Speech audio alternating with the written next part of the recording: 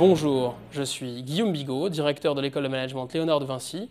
Bienvenue dans cette exploration cinématographique de l'école.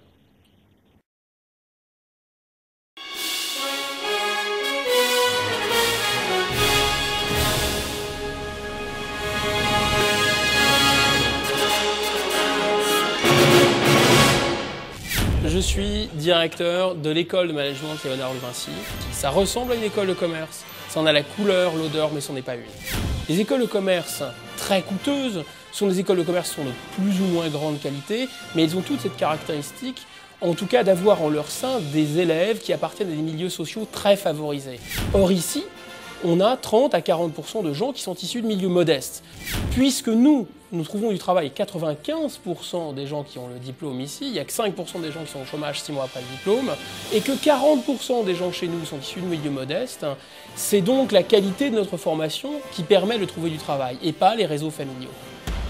Donc dans ma filière, je sais que beaucoup d'élèves, même plus de 90% des élèves, quand ils sortent, ils trouvent un emploi. Il y a de tout, il y a des gens de partout, des gens très aisés, des gens un peu moins aisés, et tout le monde se mélange et c'est...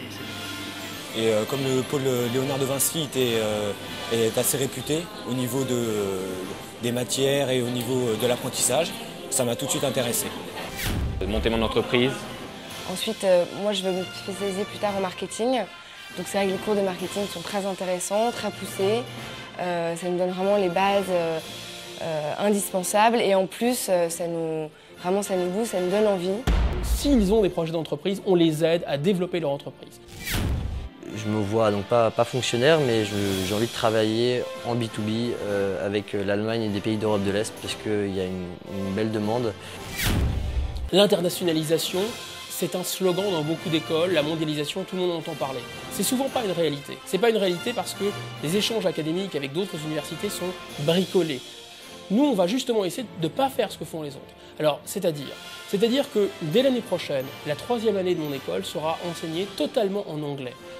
Our mission is to prepare the students for their professional future. Et puis on est européens, donc il faut pratiquer des langues pour communiquer avec les autres Européens. On peut faire espagnol, allemand, italien et chinois. C'est-à-dire que l'on peut rencontrer des gens de tous les pays. And this school is amazing, has a lot of facilities, and it impresses me a lot. Les Erasmus, d'ailleurs, il y en a 2 là en fait de vous. Et donc moi, c'est un espagnol en fait au sein du pôle Léonard de Vinci. Il y a aussi la culture générale à haute dose, et ça c'est fondamental. Et en réalité, ça sert à former l'esprit. Les techniques changent, que les postes changent facilement. Alors celui qui est braqué sur sa connaissance technique, dès qu'il change de technique, il est tout perdu. En fait, les qualités que les entreprises vont leur demander pour travailler sont absolument le contraire de celles que la pub et les médias veulent leur inculquer. Alors, la deuxième facteur de succès ici, c'est qu'en plus de cette formation professionnelle, ils ont une formation qui épanouit leur personnalité. Ça veut dire qu'ils ont du sport de manière obligatoire, et à travers le sport, il y a l'esprit d'équipe, il y a la compétition, il y a le goût de l'effort. Et ce sport est obligatoire et noté avec un fort coefficient. Oui. On a toutes les infrastructures qu'il faut pour faire du sport. C'est vrai, on a beaucoup de chance.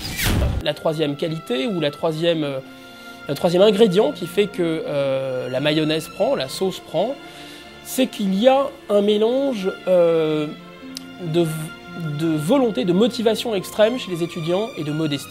Ces étudiants ici, personne ne leur a dit, comme à HEC par exemple, ou à Polytechnique, vous êtes les meilleurs, vous êtes les plus forts, le monde entier vous attend. Ils savent bien que le monde entier ne les attend pas.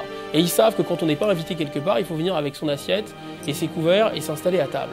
Donc ils ont, je dirais, un mélange de détermination et de modestie. Ils ne se prennent pas pour les meilleurs, personne ne leur a dit qu'ils étaient les meilleurs, mais en même temps, ce sont des gens qui sont prêts à aller en général, prendre des places justement qui n'étaient pas réservées pour eux.